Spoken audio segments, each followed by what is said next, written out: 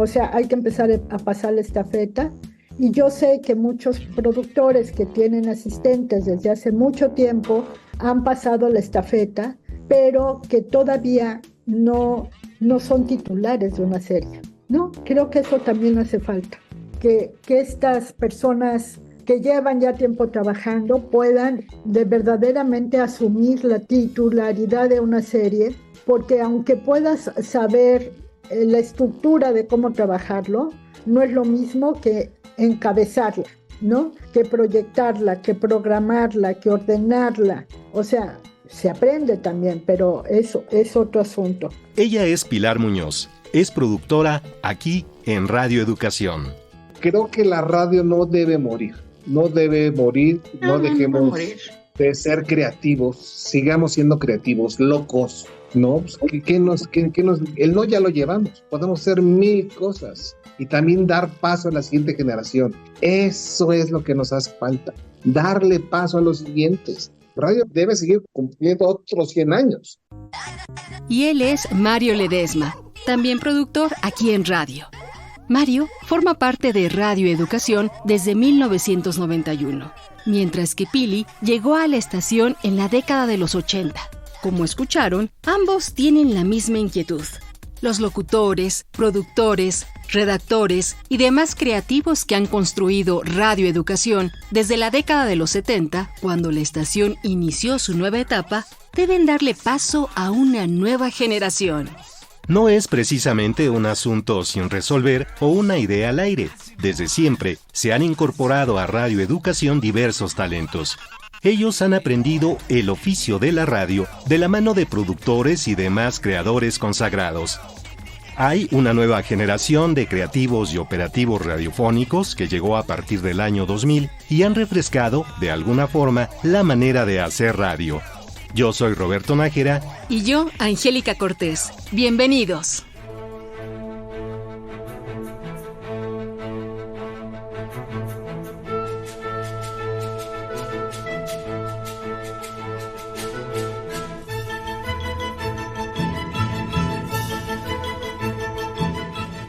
Esto es Aquí en Radio, un recorrido sonoro por la historia de Radio Educación.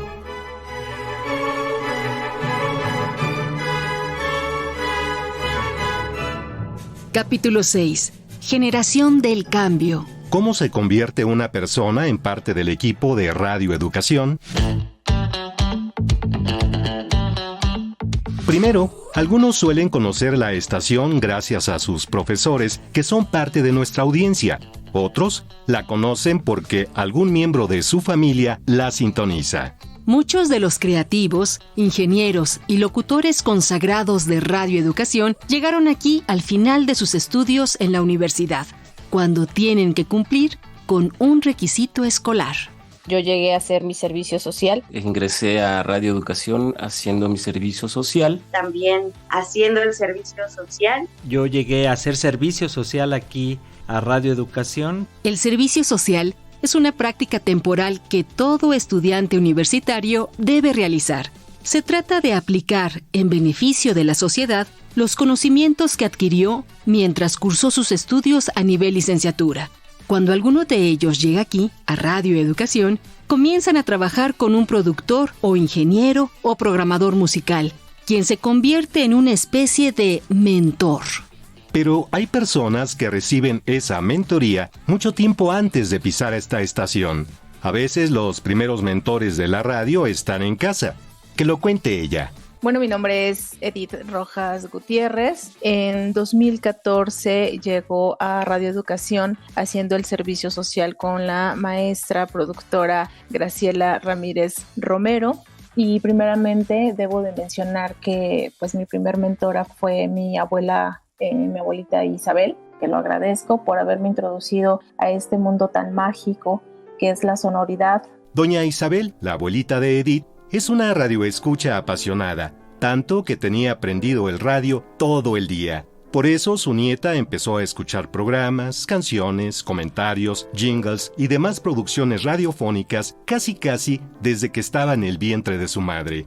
No fue extraño que a la niña le empezara a llamar la atención el aparato. Cuando lo veía, se preguntaba, ¿cómo era posible que ese pequeño receptor se escucharan tantas voces y sonidos? Además, la niña no tenía acceso a otro electrodoméstico para entretenerse más que el radio. Prácticamente me eduqué con el audio, con la sonoridad, porque no me dejaban ver la televisión. Era muy extraño para mí por la época. Estamos hablando de finales de los 80s, principios de los 90s. Edith es la tercera de 5 hermanos. Los mayores sí veían dibujos animados, series y programas de concursos que se transmitían en televisión abierta. Eran ellos los que acaparaban el aparato o hacían que la niña se perdiera las caricaturas y demás programas. Mi abuela no me dejaba, siempre me ponía a escuchar la radio. La influencia de doña Isabel se debía a que pasaba mucho tiempo con su nieta, tanto que dormían juntas en la misma habitación. Hasta que un día llegó la adolescencia. Había que volverse menos dependiente de la abuela. Así que Edith tuvo que compartir una recámara con su hermana. Pero no llegó sola a ese cuarto.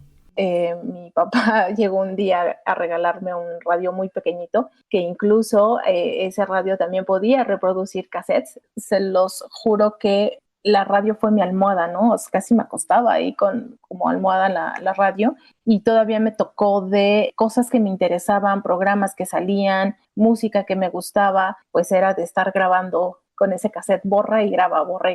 Como ya tenía instalada la chispa, los caminos comenzaron a llevar a Edith a la radio. Pisó Radio Educación por primera vez cuando Graciela Martínez Matías, su maestra de radio en la universidad, organizó una visita a la estación. Un par de años después, en 2014, volvió para hacer el servicio social con Graciela Ramírez, la productora de programas como El fin justifica los medios o Sexualidad en tu propia voz. Graciela era sumamente estricta con las personas de servicio social. Me tocó esa etapa fuerte con ella. Ahorita creo que ya es un poquito más suave, pero en ese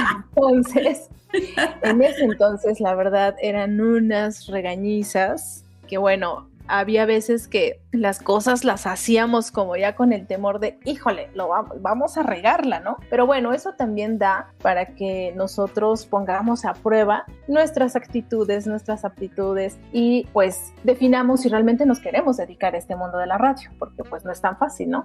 Y aquí pues hice de todo en el servicio. Era desde estar en las grabaciones cuando así se requería, los programas en vivo, estar generando contenidos para las redes sociales. Desde entonces, Edith se ha incorporado a otras producciones aquí en radio. He estado colaborando con Cruz Mejía, con Graciela Ramírez.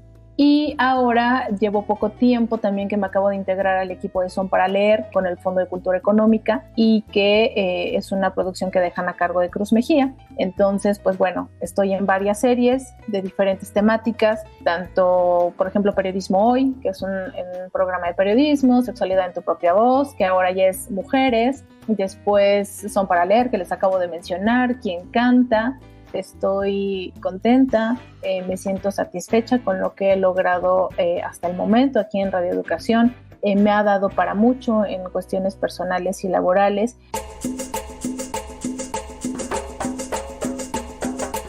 Y es que si lo vemos desde otro ángulo, Radio Educación se ha convertido también en una escuela. Yo soy Jorge Humberto Chávez Bonilla, egresado de la Facultad de Ciencias Políticas y Sociales de la UNAM. También en 2010 ingresé a Radio Educación haciendo mi servicio social con Laurelena Padrón Hernández. Laurelena Padrón es una de las productoras de Radio Educación. Llegó en diciembre de 1979. Radio Educación ha dejado una marca en mi formación profesional. Nos abre las puertas al mundo radiofónico, que para mí pues era solamente como escucha, como radioescucha, como audiencia. Una de las habilidades que Jorge desarrolló aquí en radio fue la locución.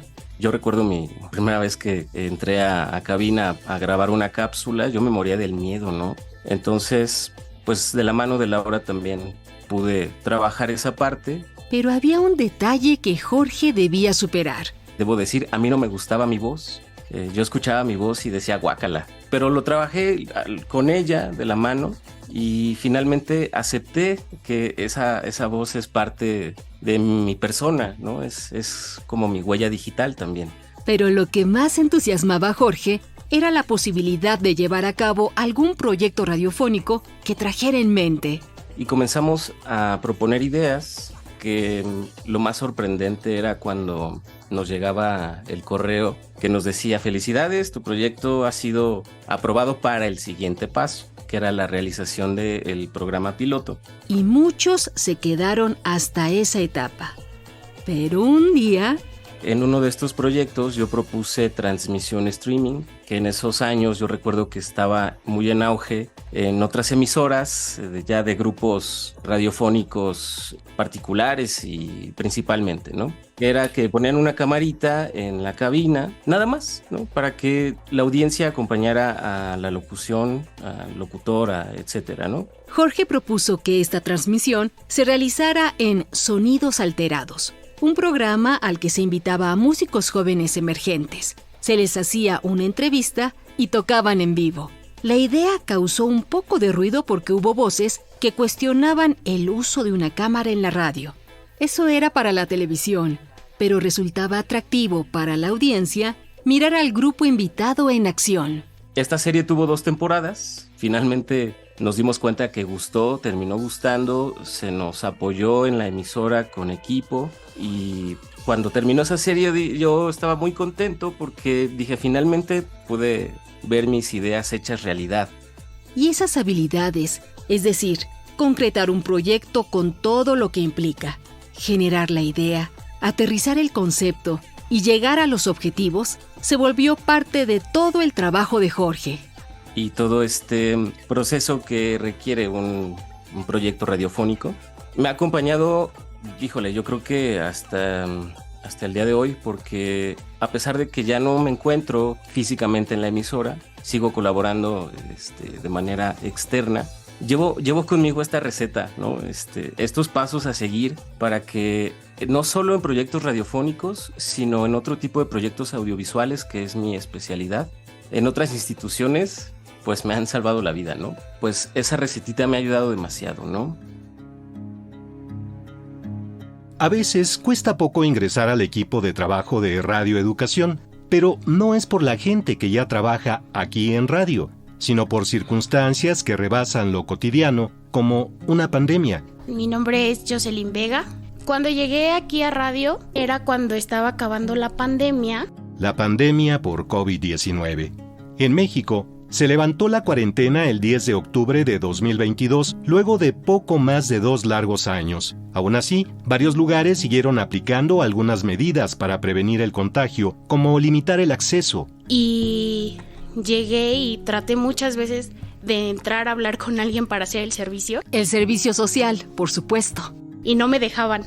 Y me tenían ahí en la puerta y me decían, no, ven otro día o ven después. Y es que ahorita ya se fue la señora que recoge los papeles. Después de 4 días, Jocelyn por fin entró al edificio azul de Ángel Urraza 622. Entonces caminó hacia la fonoteca. Cuando llegó, platicó con Heriberto Acuña, el jefe de programación musical y fonoteca, sobre la posibilidad de hacer su servicio social ahí. Pero... Y pasé a la fonoteca y Heriberto me dijo que no, que él no necesitaba gente de servicio ahorita. Sin embargo, la chica corrió con suerte. Alguien le dijo que Laura Elena Padrón, la productora, necesitaba un asistente de producción. Y entonces me dijeron, ¿te apuntas? Y yo rápido dije, sí, me apunto. A Jocelyn le tocó participar en programas como Datos y Hechos, Exploración Los Pinos y la serie Islas Marías, la última colonia penal de América Latina. Cuando finalizó el servicio social, la invitaron a seguir colaborando y aprendiendo. Así pasaron otros 6 meses, hasta que un día... Me enteré que a la señora que estaba en los teléfonos, que se llama Mirna, iba a ascender a otro puesto. Y cuando la ascendieron, ese puesto pues iba a quedar desocupado. Y entonces subí a hablar con la que era su jefa, que ahora es mi jefa, Blanca, y le dije que a mí me interesaba el puesto de telefonista. Y me dijo que la gente en los teléfonos pues casi no duraba porque se aburría, que no era algo fácil estar con las audiencias. Yo le dije que sí quería y que yo estaba dispuesta a estar ahí en los teléfonos. Después me marcó y me dijo que sí me quedaba como telefonista. Jocelyn es uno de los contactos directos que tenemos aquí en radio con las audiencias. Como la mayoría, llegó haciendo el servicio social, pero hay otros jóvenes que entraron de otra forma.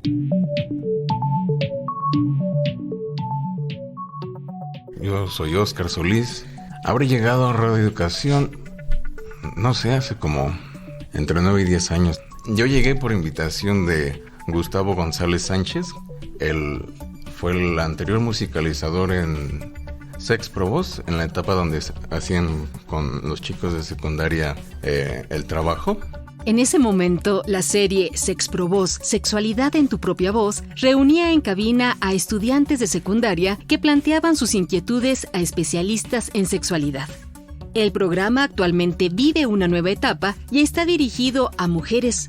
Y en ese entonces yo trabajaba en la central de Abasto y él me dijo, oye, ¿qué crees? Pues la neta necesito, pues me quiero dedicar más a mi banda, a su banda que se llama Cumbres, y quiero dejar a alguien pues de confianza aquí en el labor de musicalización de aquí de Sex. Gustavo y Óscar se conocían porque ambos son músicos. De hecho, Gustavo era el maestro de Óscar y se enfocaban en la improvisación musical. A Gustavo le latía esta atmósfera que creábamos cuando tocábamos juntos, entonces dijo, pues yo creo que puedes hacer algo similar para el programa. Entonces un día me dijo, pues vente, tal día llegas. Óscar llegó a la cita, pero no vio a Gustavo. Lo esperó y esperó y esperó. Así pasaron 40 minutos. El chico no sabía si lo habían dejado plantado o qué estaba pasando. Entonces yo estaba muy estresado porque pues la cita era 1 hora y ya eran 40 minutos de retraso. Ese día yo me acuerdo que traía una camisa gris claro y cuando él llegó mi camisa de las axilas ya estaba... Sí, estaba mojada. El nerviosismo hizo transpirar a Óscar más de lo que él hubiera querido. Más tarde, ese día conoció al equipo de Sex Pro Voz. A Graciela Ramírez, que produce el programa. A Jessica Cepeda, que era la asistente de producción. A Ángeles Ortuño, que lo conducía. Y al psicólogo Juan Carlos Hernández Meijueiro, que también participaba en la conducción. Cuando entraron a la sala de juntas, Gustavo presentó muy efusivo a Óscar. Miren, pues este es Óscar y está loco. Así me presentó. Entonces, pues, en mi interior era chale, ¿qué hizo? Y ya, pues, Juan Carlos, con esa calidez de ser humano que lo caracterizaba, me dijo, mira, qué bueno, eso es lo que necesitamos en proyectos como este. Pues bueno, pues vale. Entonces ahí me integré. Hasta la fecha todavía trabajo con Graciela. Sin embargo, las sorpresas continuarían para Óscar. Fue muy diferente ya la experiencia de musicalización. Yo pensé que era tocar en vivo en ese entonces, pero no fue así. Sin embargo, tampoco sabía cómo musicalizar. Entonces, con base a la práctica, a la experiencia, a lo que aprendí con Luis Luna. Luis Luna es uno de los operadores técnicos aquí en radio. Y con Graciela, y escuchando radionovelas, por ejemplo, Drácula o El complot mongol, y otros programas, pues fui aprendiendo, vale, esto se hace así. Entonces, ya yo después fui haciendo mis parámetros de cómo musicalizar. A veces sí me fijo mucho en cuestiones de contexto histórico y sobre todo en un contexto emocional para musicar el texto que tenga en el guión.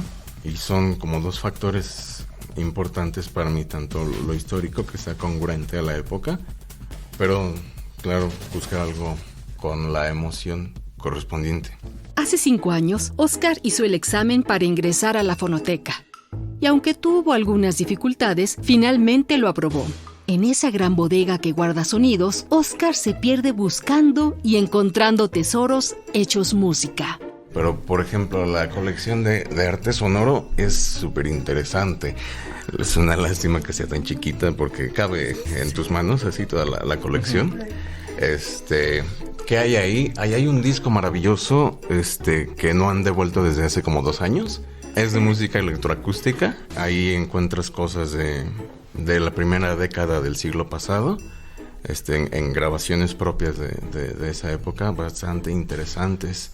Aquí vine a conocer a Germán Bringas, que me encanta su propuesta. Cuando llegué aquí y ver que había discos de Julio Estrada, que para mí es alguien admirable, con quien no he sido su alumno directo, pero he compartido diplomados con él.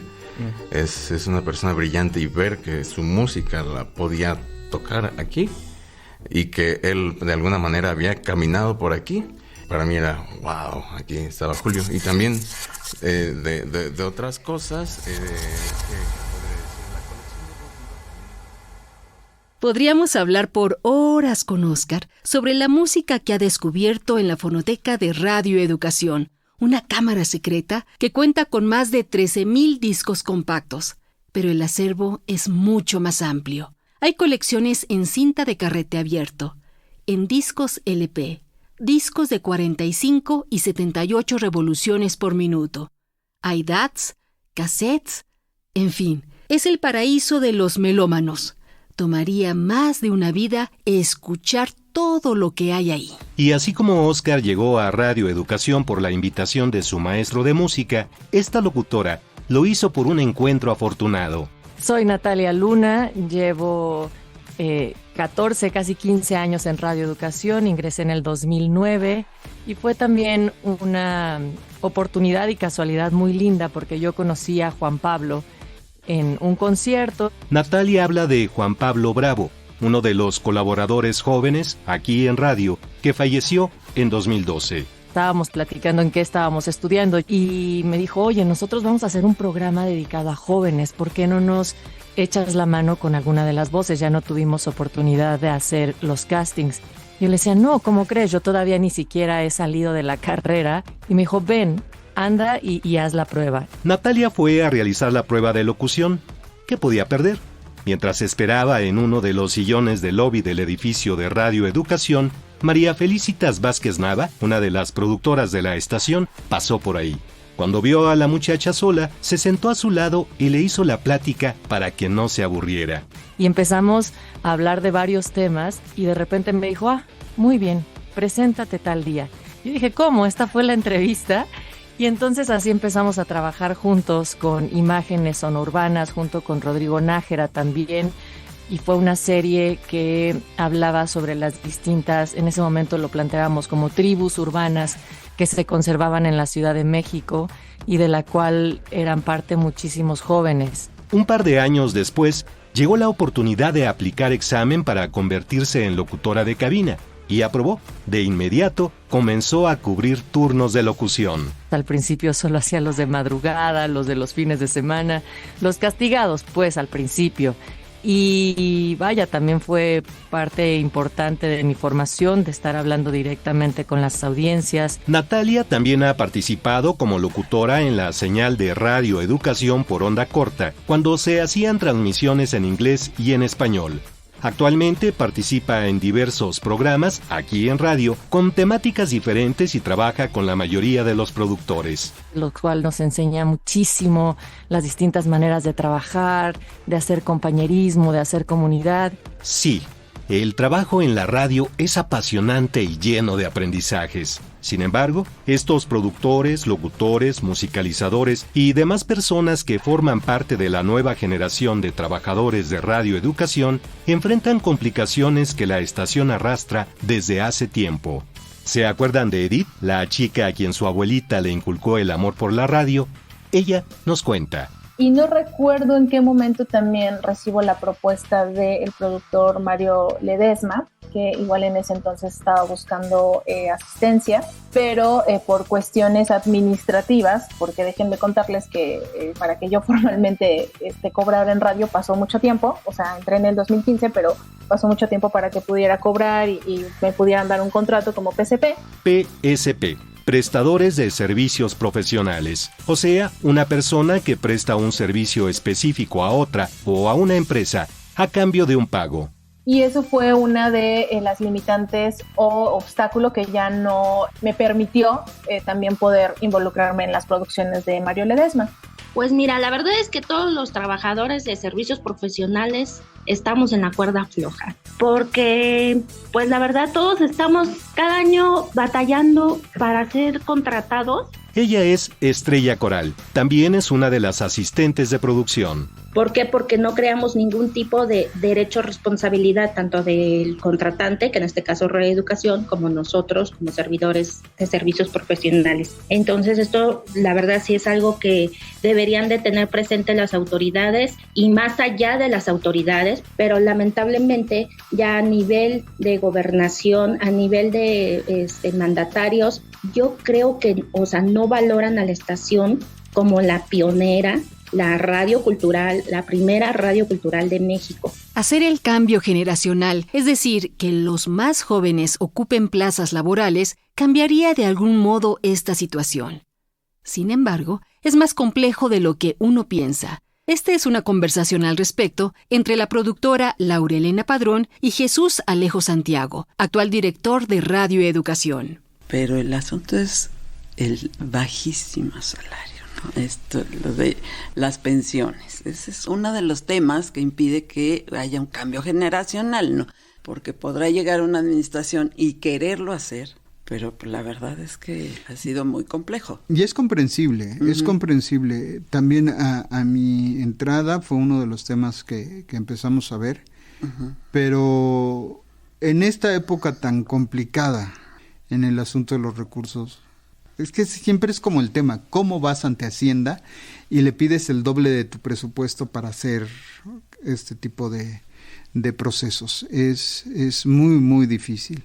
También es comprensible que pues, mucha gente no se quiera ir porque sabemos qué es con qué nos vamos a ir, con una miseria, ¿no? Exacto. Yo sí creo que valdría la pena dejar entrar a las nuevas generaciones. Sí, no, eso sí. Creo que es innegable. Pero también nosotros podemos rejuvenecer. O sea, yo sí. Yo reverdezco cada vez que lleguen equipos nuevos. Exacto. Nosotros mismos también podemos hacer cosas nuevas, podemos hacer cosas diferentes. Tenemos la experiencia y los jóvenes nos pueden venir con sus ideas y nosotros con nuestra experiencia y podemos hacer cosas distintas, hacer cosas radiofónicas, hacer cosas que de verdad llamen la atención.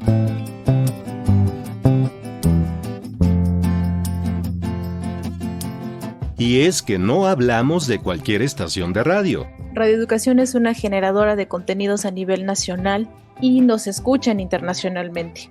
Entonces es un llamado a las autoridades, al gobierno federal, a que realmente se comprometan con Radio Educación como un medio público, como un medio que sin duda ha sido una fuerte constructora de entretenimiento, de conocimiento, de educación, de dar voz a las personas que es difícil de escuchar. Finalmente, la radio lo vale. Radio Educación lo vale, ¿o no? Para Alma Lilia Martínez, una de las asistentes de producción, sí. Yo me siento muy afortunada de haber llegado a Radio Educación porque es mi segunda casa, porque paso mucho tiempo en radio, porque la verdad también amo mucho mi trabajo, me gusta mucho trabajar en lo que hago. Y llegar todos los días y encontrarme con los compañeros de trabajo, con las secretarias, con los asistentes, con los productores, con los ingenieros y saludar siempre a todos. Y vale la pena porque, como dice Jorge, cuando yo digo vengo de Radio Educación, siempre hay alguien que dice, qué padre, yo conozco a tal persona, o yo la escucho, o yo estuve un tiempo en Radio Educación. Y eso me hace sentir como en casa.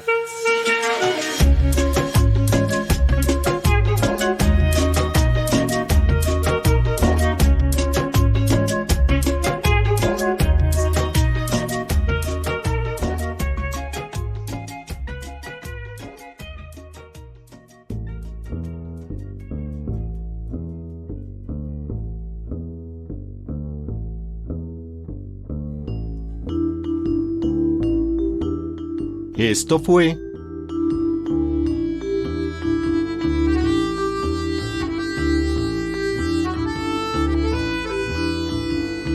aquí en radio. Un recorrido sonoro por la historia de Radio Educación.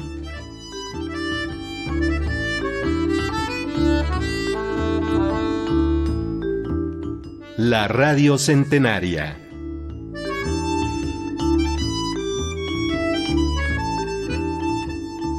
Agradecemos el apoyo de nuestras compañeras y compañeros Heriberto Acuña, Lénica Ávila, Lourdes Ailuardo, Pilar Muñoz, María Eugenia Pulido y Ana Leticia Vargas. En el equipo de producción Servicio Social, Gala García, Adriana Cornejo, Brandon Vela, Javier Embriz, Daniel González, David Castañeda y Jimena López. Ingenieros de audio Luis Luna y Fortino Longines. Musicalización Heréndira Salazar. Asistencia de producción y voz Alma Lilia Martínez. Asistencia de producción Jocelyn Vega. Edición Jorge Humberto Chávez.